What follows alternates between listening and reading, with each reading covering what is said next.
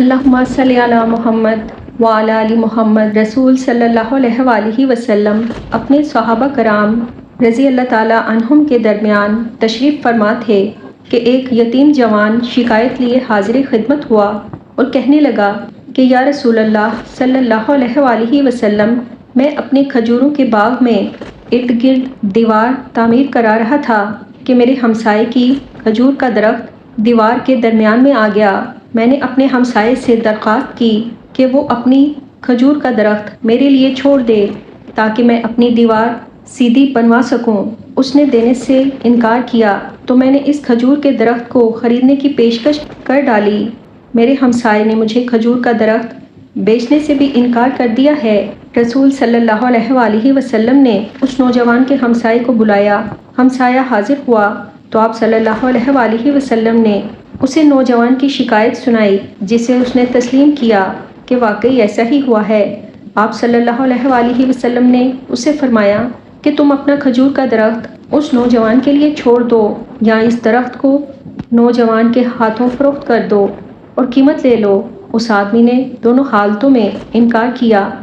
آپ صلی اللہ علیہ وآلہ وسلم نے اپنی بات کو ایک بار پھر دہرایا، کھجور کا درخت اس نوجوان کو فروخت کر کے پیسے بھی وصول کر لو اور تمہیں جنت میں بھی ایک عظیم الشان کھجور کا درخت ملے گا جس کے سائے کی طوالت میں سوار 100 سال تک چلتا رہے گا۔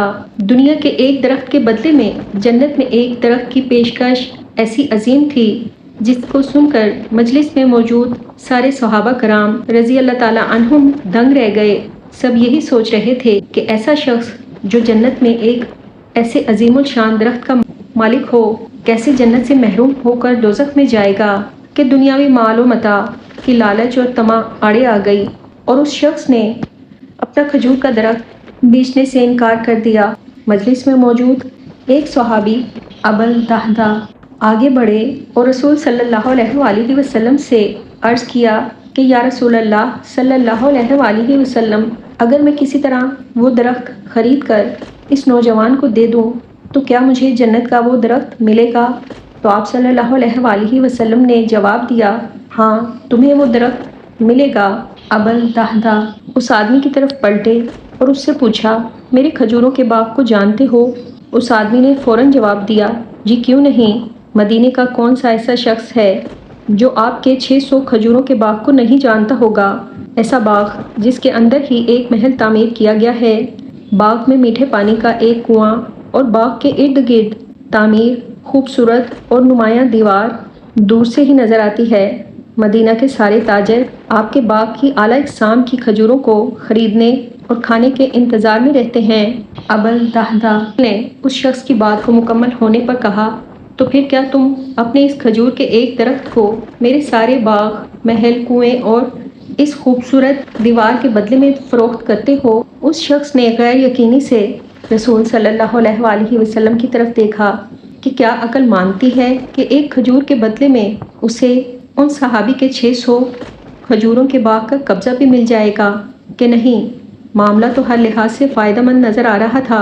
رسول صلی اللہ علیہ وآلہ وسلم اور مجلس میں موجود تمام صحابہ کرام رضی اللہ تعالیٰ عنہم نے گواہی دی اور معاملہ طے پا گیا۔ ابو الدہدہ نے خوشی سے رسول صلی اللہ علیہ وآلہ وسلم کو دیکھا اور سوال کیا، یا رسول اللہ صلی اللہ علیہ وآلہ وسلم، جنت میں میرا ایک کھجور کا درخت پکا ہو گیا نا؟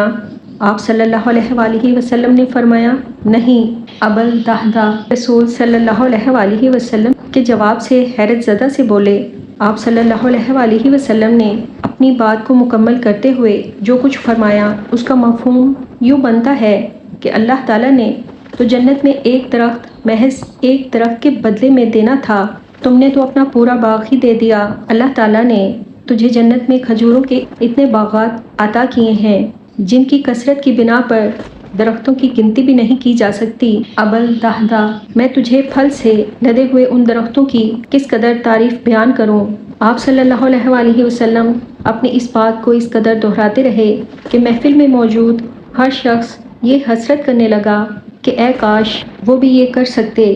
جب ابو الدہدہ وہاں سے اٹھ کر جب اپنے گھر کو لوٹے تو خوشی کو چھپا نہ پا رہے تھے۔ گھر کے باہر سے ہی اپنی بیوی کو آواز دی کہ میں نے 4 دیواری سمیت یہ باغ، محل اور کنواں بیچ دیا ہے۔ بیوی اپنے خاوند کی کاروباری خوبیوں اور صلاحیتوں کو اچھی طرح جانتی تھی۔